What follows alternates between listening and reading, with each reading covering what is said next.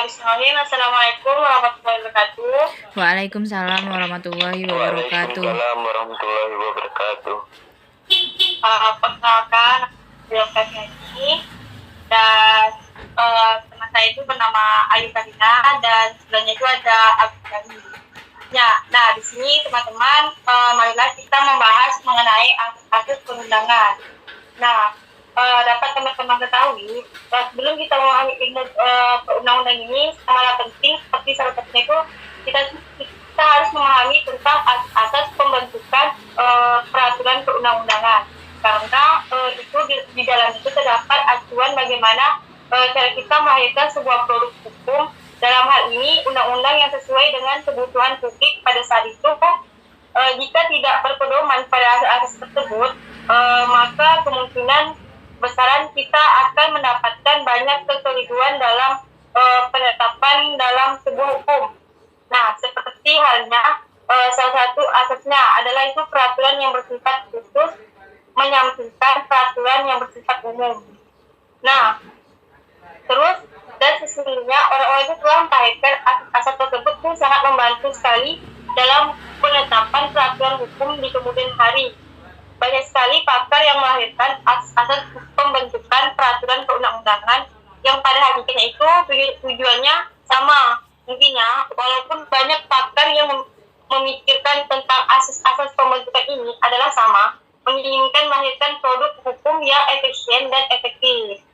Nah, terus peraturan perundang-undang ini sebagai sistem atau subsistem dari sistem yang lebih besar atau sama lainnya yang saling berkaitan dan saling berketergantungan sehingga itu merupakan suatu kedaulatan yang utuh. Oleh karenanya, materi memuat rancangan peraturan perundang-undangan harus diselesaikan. Nah, bila tidak akan terjadi disharmonisasi peraturan perundang-undangan baik secara vertikal maupun secara horizontal yang saling tumpang tindih satu sama lain. Nah, bila hari ini terjadi, maka tidak ada jalan lain kecuali melakukan pengajuan peraturan perundang-undangan baik melalui judicial review, executive review maupun melalui legislative review. Nah, untuk peraturan perundang-undangan yang baik diperlukan berbagai ketentuan, salah satunya itu berkaitan dengan landasan dan asas pembentukan peraturan perundang-undangan. Nah, mungkin teman-teman ada pembahasan lain atau materi lain mengenai peraturan perundang-undangan. Nah, bismillah kita berbagi materi. Silakan teman-teman.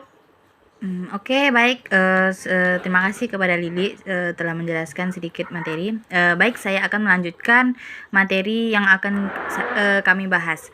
Yang kedua ada landasan peraturan perundang-undangan, yang mana di Indonesia adalah negara yang berdasarkan atas hukum. Berarti semua peraturannya dilindungi. Berarti semua peraturan perundang-undangannya harus bersumber kepada Undang-Undang Dasar 1945 sebagai hukum dasar yang tertinggi. Semua peraturan perundang-undangan di bawah Undang-Undang Dasar 1945 yang merupakan penjelasan dari asas-asas ideologi, politik, ekonomi, sosial, budaya, dan hukum yang adalah Undang-Undang Dasar 1945. Oleh sebab itu, maka peraturan perundang-undangan melalui aspek formil dan aspek material. Tidak hanya itu, landasan formal konstitusional dimaksud untuk memberikan legitimasi prosedural terhadap pembentukan peraturan perundang-undangan. Sedangkan landasan materialnya konstitusional yang mana dimaksudkan untuk memberikan sinyal bahwa peraturan perundang-undangan yang dibentuk merupakan penjabaran dari pasal-pasal Undang-Undang Dasar 1945. Kemudian pembentukan peraturan perundang-undangan juga haruslah memperhatikan kaidah-kaidah pembentukannya, yaitu yang pertama ada landasan filosofis, yang mana dalam pembentukan peraturan perundang-undangannya, yaitu peraturan perundang-undangan bisa dikatakan memiliki landasan filosofis apabila rumusannya atau normanya mendapatkan pembenaran setelah dikaji secara filosofis. Yang kedua, ada landasan sosiologis, yang mana dalam pembentukannya peraturan perundang-undangan, yaitu suatu peraturan perundang-undangan bisa dikatakan memiliki landasan sosiologis bisa bila sesuai dengan keyakinan umum, kesadaran hukum masyarakat, tata nilai, dan hukum yang hidup di masyarakat. Selanjutnya yang ketiga ada landasan yuridis. Dalam pembentukan peraturan perundang-undangan, yaitu peraturan perundang-undangan bisa dikatakan memiliki landasan yuridis bila terdapat dasar hukum, legalitas, atau landasan yang terdapat dalam ketentuan hukum yang lebih tinggi derajatnya. Dan yang terakhir ada landasan politis, yang mana merupakan garis kebijakan politik yang menjadi dasar selanjutnya bagi bagi kebijakan dan pengarahan laksanaan pemerintahan negara. Baik, sekian yang bisa saya sampaikan. Akan dilanjutkan oleh dari pemateri selanjutnya. Baiklah, saya selaku pemateri ketiga ingin membahas tentang asas-asas pembentukan peraturan perundang-undangan, yang dimana asas-asas tersebut terbagi menjadi 6. Yang pertama yaitu asas lex superior derogat legi inferior, yaitu peraturan perundang-undangan yang lebih tinggi tingkatannya didahulukan berlakunya daripada peraturan perundang-undangan yang lebih rendah, dan sebaliknya. Yang kedua yaitu asas lex specialis derogat legi generali, yaitu peraturan perundang-undangan khusus didahulukan berlakunya daripada peraturan perundang-undangan yang umum. Yang ketiga yaitu asas lex posterior derogat legi priori, peraturan perundang-undangan yang baru didahulukan berlakunya daripada yang terdahulu. Yang keempat yaitu asas lex neminem cogit ad impossibilia, yaitu peraturan perundang-undangan yang tidak memaksa seseorang untuk melakukan sesuatu yang tidak mungkin dilakukan atau sering disebut sebagai asas keputusan. Yang kelima yaitu asas lex perfecta, yaitu peraturan perundang-undangan tidak saja melarang suatu tindakan, tetapi juga menyatakan tindakan terlarang itu batal. Yang keenam yaitu asas non retroaktiva, yaitu peraturan perundang-undangan tidak dimasukkan untuk berlaku turut karena akan menimbulkan kepastian hukum. Nah, selanjutnya itu peraturan perundang-undangan dibagi menjadi 2 golongan, yaitu asas formal dan dengan terperinci. Yang kedua yaitu asas material dengan perincian. Asas formal dengan perincian terbagi menjadi 6. Asas tujuan yang jelas. Yang kedua yaitu asas-asas perlunya pengaturan.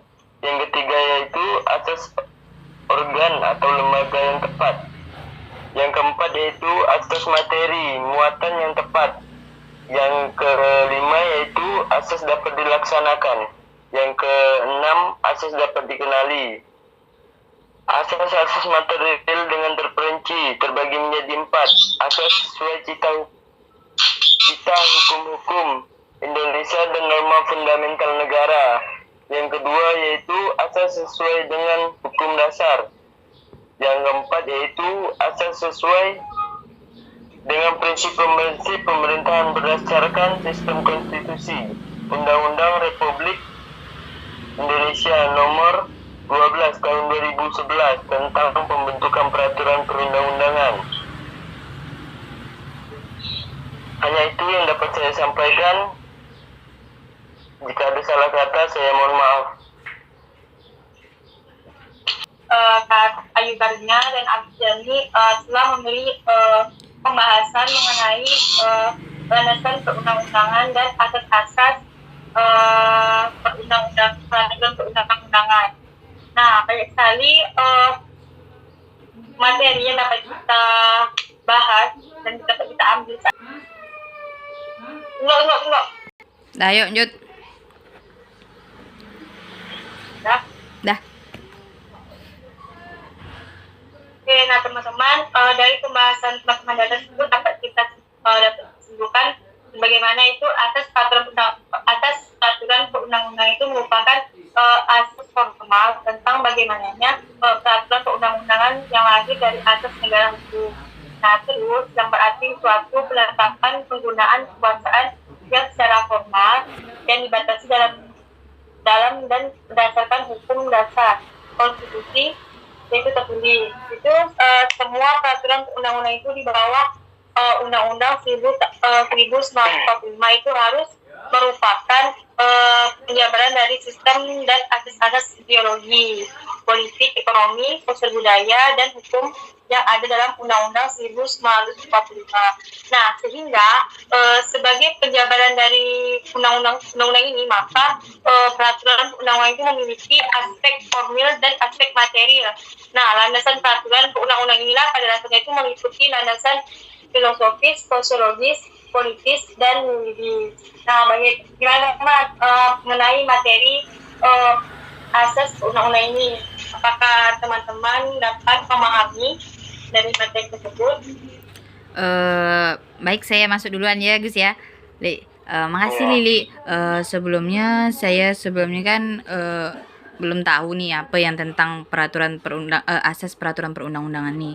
Jadi setelah kita bahas tadi nih, sedikit lah dapat saya pahami dari beberapa materi yang ada kita bahas tadi nih. Mungkin Agus ada masukan? Mungkin insya Allah dapat saya pahami undang-undangan Tersebut, kalau ada boleh kita saling berbagi di sini teman-teman. Baik, tadi di sini kan pemateri pertama oleh Agus Jami kan ada membahas tentang Undang-Undang Republik Indonesia Nomor 12 Tahun 2011 tentang pembentukan peraturan perundang-undangan. Nah, yang jadi di sini saya tuh mau nanya apa aja sih yang ada di dalam Undang-Undang RI Nomor 12 Tahun 2011 tuh, bisa tolong pemateri jelaskan enggak? Mungkin yang dapat saya pahami dalam Undang-Undang Nomor 12 Tahun 2011 dalam pasal 5 itu menyatakan bahwa dalam bentuk peraturan perundang-undangan harus dilakukan berdasarkan pada asas pembentukan peraturan perundangan yang baik. Yang di sini terbagi menjadi 6. Asas kejelasan tujuan, dan selanjutnya itu asas kelembagaan atau organ pembentuk yang tepat. Yang ketiga yaitu asas kesesuaian antara jenis dan materi muatan. Yang keempat, asas kedayagunaan dan kehasilgunaan. Yang kelima yaitu asas kejelasan rumusan. Yang keenam, asas keterbukaan. Di dalam pasal RI nomor 12 tahun 2011 ini terdapat pasal 5 dan pasal 6 yang membahas tentang ini. Mungkin dari pemateri selanjutnya ingin menambahkan. Nah, oke, di sini saya akan menambahkan sedikit mengenai Undang-Undang Republik Indonesia Nomor 12 Tahun 2011, yaitu dalam pasal 6. Dan teman-teman itu sudah dijelaskan oleh Saudara Agus. Nah, di sini saya akan menjelaskan mengenai pasal 6-nya.